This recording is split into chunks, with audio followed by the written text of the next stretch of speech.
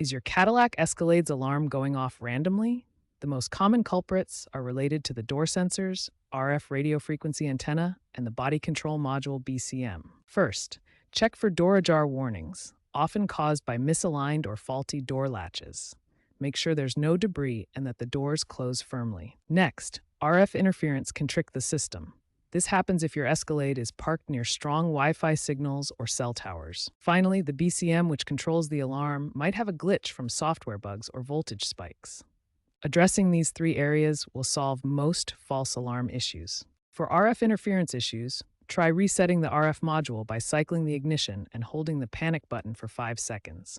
Alternatively, use a GM scanner to recalibrate the system. For BCM glitches, perform a hard reset by disconnecting the battery for 10 to 15 minutes, then reconnect to force a system reboot. GM has issued technical service bulletins to address BCM software glitches, causing erroneous sensor readings.